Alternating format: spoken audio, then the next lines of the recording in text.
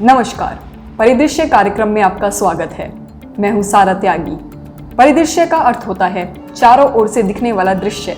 Therefore, we have divided this segment into 4 parts, which are important event, issues, place and person in news. चलिए देखते हैं इस हफ्ते के परिदृश्य में हम आपके लिए क्या लेके आए हैं। इस हफ्ते के इम्पोर्टेंट इवेंट के बारे में बात करते हैं, जो कि रहा है Olympics. Held in the gap of 4 years, Olympics is the biggest sporting event. इसे महाकुंभ भी कहा जाता है स्पोर्ट्स का। तो देखते हैं इस बार ओलंपिक से क्या क्या खबरें आ रही हैं। शुरुआत करते हैं फर्स्ट मेडल से।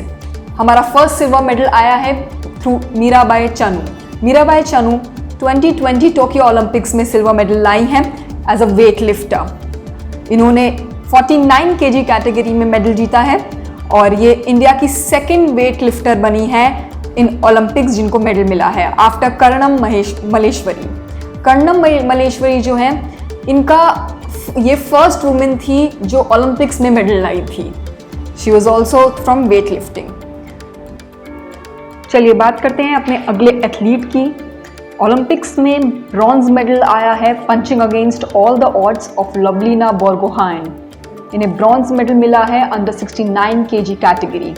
She is the first Olympic medallist from Assam. इनका ये डेब्यू था ओलंपिक्स में और इन्होंने बीट किया था चाइनीज तैपेई की नियान चेंग चैन को क्वार्टर फाइनल्स में to assure herself a medal. So she is Lovlina Borgohain. अब बढ़ते हैं अपनी अगली न्यूज़ की तरफ।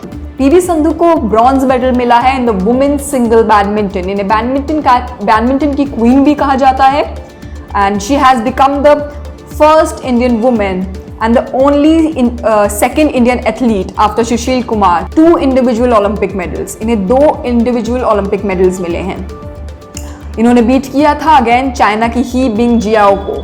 चाइना का जो मेडल टैली है, चाइना को इस बार बहुत ज़्यादा गोल्ड मिल रहे हैं ओलंपिक्स में। सो पीवी सिंधु ने बीट किया है चाइना की ही बिंग जियाओ को और इन्होंने 2 बार ओलंपिक मेडल जीता है, याद रखिएगा। नेक्स्ट मेडल की बात करते हैं। Ravi Kumar Dahiya 57 kg freestyle wrestling में इन्होंने जीता था अपना क्वार्टर फाइनल्स। 23 वर्ष के हैं ये और इनकी रेसलिंग में 57 kg कैटेगरी थी। इन्होंने ROC के, that is Russian Olympic committee, Russia के ऊपर इस बार बैन लग गया है ओलंपिक्स में, तो रशियन ओलंपिक कमिटी के जुवार युगियोव में इन्होंने फाइट किया था। बात करते हैं सबसे इम्पोर्टेंट और सबसे बड़ी खबर की। ओलंपिक्स से सबसे बड़ी खबर जो भारत के लिए आ रही है वो है Indian hockey team. Indian hockey team में मेंस हॉकी टीम जो है उसको मिल गया है ब्रॉन्ज मेडल 41 इयर्स के वेट के बाद। 41 इयर्स के वेट के बाद इंडिया की मेंस हॉकी टीम मेडल लाई है, ब्रॉन्ज मेडल। ये हुआ है आफ्टर 1980 के जो मॉस्को ओलंपिक्स थे उनमें last time Indian hockey team medal लाई थी, उसके बाद अब लाई है। और इनका जो कमबैक है, it is a big comeback. They beated the Germany को इन्होंने 5-4 से हराया और ब्रॉन्ज मेडल मिला है। And this is the third time Olympics में जब इनको ब्रॉन्ज मेडल मिल रहा है आफ्टर 1968, 1972 के गेम्स में। इशू की बात करेंगे। इशू जो इंपॉर्टेंट चल रहा है आजकल, that is Pegasus spyware. Pegasus spyware जो है ये 2-3 हफ्तों से चर्चा में चल रहा है और 5 जर्नलिस्ट हैं who have reached supreme court और इन्होंने ये मुद्दा उठाया है ऑफ पेगासस स्पाईवेयर का। और इसके रिगार्डिंग दे हैव सेड कि इन्वेस्टिगेशन होनी चाहिए, बिकॉज कहीं ना कहीं ये आपके फंडामेंटल राइट्स को वायलेट करता है और कहीं ना कहीं ये हमारा जो राइट टू डिग्निटी है, राइट टू प्राइवेसी है, उसको वायलेट करता है। पार्लियामेंट में भी काफ़ी प्रोटेस्ट चल रहे हैं स्पाईवेयर के रिगार्डिंग। तो देखते हैं, जानते हैं कि स्पाईवेयर एग्जैक्टली पेगासस स्पाईवेयर जो है वो किस बारे में बात करता है। ये जो पेगासस स्पाईवेयर है ये किसी भी व्यक्ति की जासूसी करने के लिए इस्तेमाल किया जाता है। पेगासस शब्द का अर्थ जो है ये एक एनिमल है, एक तरीके का उड़ने वाला घोड़ा एक जो होता है, दैट इज उसे पेगासस बोलते हैं। पहले पाया जाता था, अब नहीं पाया जाता है ये। और ये इजराइल का एक सॉफ्टवेयर है, इजराइल के NSO ग्रुप का 2010 में सेटअप हुआ था पहली बार जो है। ठीक है, अब ये देख लेते हैं कि इसे कैसे इस्तेमाल किया जाता है। सपोज आपका कोई फोन है आपके फ़ोन में इंस्टॉल कर दिया जाएगा और आपको पता भी नहीं चलेगा। इसे स्पीयर फिशिंग भी बोलते हैं। आपके फ़ोन का कोई लिंक प्रोवाइड किया जाएगा और आपके फ़ोन पे आपका अपने आप माइक ऑन हो जाएगा, कैमरा ऑन हो जाएगा, and that persons information can be derived from that through this software. NSO की जो अटैक कैपेबिलिटीज़ थी इस स्पाईवेयर को लेके, वो पहले एक लिंक प्रोवाइड किया जाता था, बट आजकल ये ज़ीरो क्लिक अटैक पे और ज़्यादा अपडेट हो गया है, तो ये और भी खतरनाक हो गया है। जब ये स्पाईवेयर लाया गया था तब it was believe to monitor that terrorist activities हो गई, आतंकवादी घटनाएं जो है उनको मॉनिटर करने के लिए ये लाया गया था। बट आजकल हम देख रहे हैं कि बहुत सारी कंट्रीज़ ने इसको खरीद लिया है, और टॉप पे अगर आप सर्च करें तो सऊदी अरेबिया और बांग्लादेश जैसी कंट्रीज़ हैं जो अपने जर्नलिस्ट पे स्पाई करने के लिए इस मालवेयर को यूज़ कर रही हैं, राइट। रिसेंटली हमने एक न्यूज़ एजेंसी के बारे में देखा था, द वायर ने ये सब चीज़ें पब्लिश की हैं, दैट कुछ लोगों के नाम पब्लिश किए हैं द वायर ने, जिनके ऊपर ये स्पाईवेयर जिनके ऊपर इस स्पाईवेयर को इस्तेमाल किया गया है। और टारगेट्स में as I said human right activist, journalist, lawyers, Indian ministers, government officials, ये सब हैं। और आइए देखते हैं कि इंडिया में क्या क्या रिसेंट स्टेप्स लिए गए हैं इसके रिगार्डिंग। कुछ स्टेप्स हैं जैसे कि साइबर सुरक्षित Bharat initiative, national cyber security coordination centre, Indian cyber crime coordination centre, national cyber crime reporting portal, ये सब हैं जो इंडिया स्टेप्स ले रही है। लेजिस्लेशन के बारे में देख लेते हैं। लेजिस्लेशन में इंफॉर्मेशन टेक्नोलॉजी एक्ट 2000 का और पर्सनल डाटा प्रोटेक्शन बिल 2019 का, इसको भी मद्देनजर रखते हुए हम इस स्पाईवेयर को हम रोकने की कोशिश कर रहे हैं, ठीक है। इन्वेस्टिगेशन चल रही है इसके ऊपर। और कुछ टाइप ऑफ साइबर अटैक्स की भी बात कर लेते हैं कि किस टाइप के साइबर अटैक्स होते हैं। फर्स्ट साइबर अटैक होता है एक मालवेयर एक सॉफ्टवेयर होता है जो कि आपके सिंगल कंप्यूटर सर्वर या कंप्यूटर नेटवर्क में आ जाता है। जैसे कि स्पाईवेयर होता है, वॉर्म्स होते हैं, वायरसेस होते हैं, ट्रोजन्स होते हैं, दोज आर मालवेयर्स। एक होता है फिजिंग क्या तरीका होता है? फिजिंग एक टाइप का तरीका है जिससे आप पर्सनल इंफॉर्मेशन गैदर करते हैं using deceptive emails and websites, right. एक होता है denial of service attacks. Denial of service attack क्या है? It is an attack meant to shut down a machine or network, making it inaccessible to its needed users. Okay, so this was a brief summary about Pegasus spyware. बात करते हैं next हमारा जो परिदृश्य है उसके बारे में।